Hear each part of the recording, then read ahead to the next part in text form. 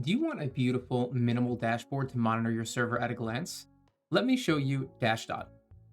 Dashdot is a modern server dashboard designed for VPS and private servers.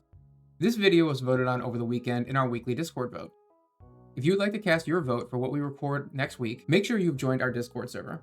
You'll find a link in the video description below. I'm your host, Evan. Let's get started. Before I deploy dashdot, I'm going to want to create a dataset for all of its data to live in.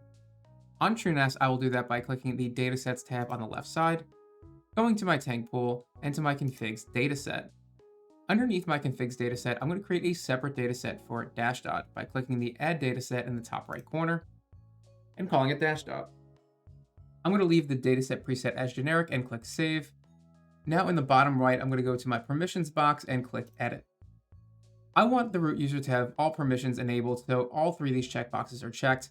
And I want the group to be apps. I'll type in apps here and click the apps results, and then make sure the group has all permissions by clicking all three checkboxes here. I don't want any other user or group to have permissions, so I will uncheck the boxes for other, click apply group, and click save.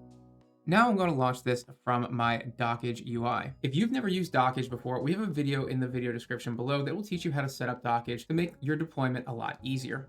In Dockage, I'm going to create a new compose stack by clicking the plus compose button in the top left. I'm going to give my stack a name. In this case, I'm going to call it dashdot. I'm going to remove all the placeholder data on the right and jump over to my wiki. On the wiki in the top search box, I'm going to search for dashdot. Click the result. We have two options here to deploy dashdot, without GPU or with GPU. If you have an NVIDIA GPU, go ahead and use this code here, but if not, use the without GPU. And because I don't have a GPU on the system I'm deploying this to, I'm just going to copy this code here using the copy button in the top right. I'm then going to jump back to Dockage and paste that code.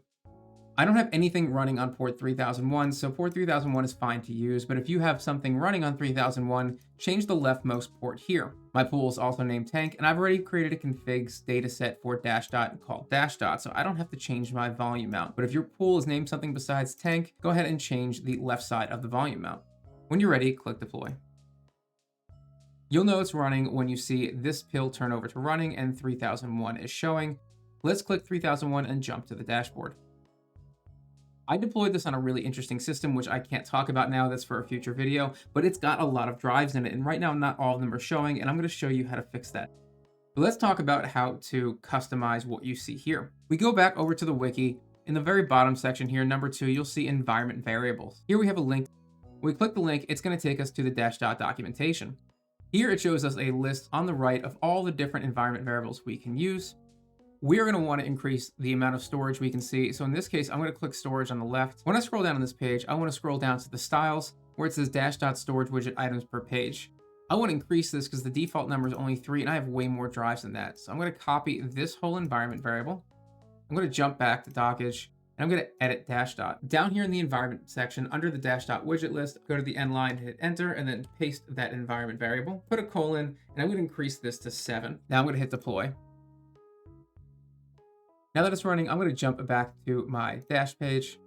Now we can see a lot more storage drives coming here. You can customize which of these you can see by going back to the Docker Compose file and changing the widget list if you want.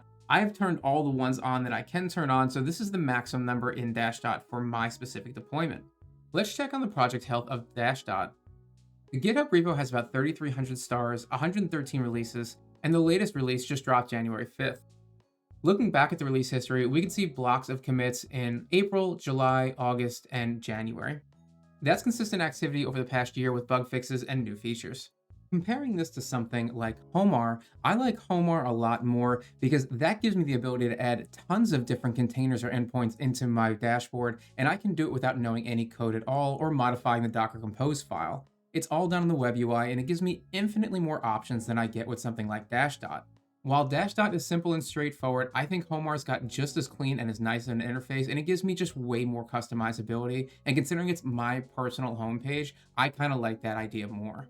Dashdot is a solid, lightweight dashboard for anyone who wants a quick visual on their server health without setting up a full monitoring stack. It's actively maintained, easy to deploy, and looks pretty good.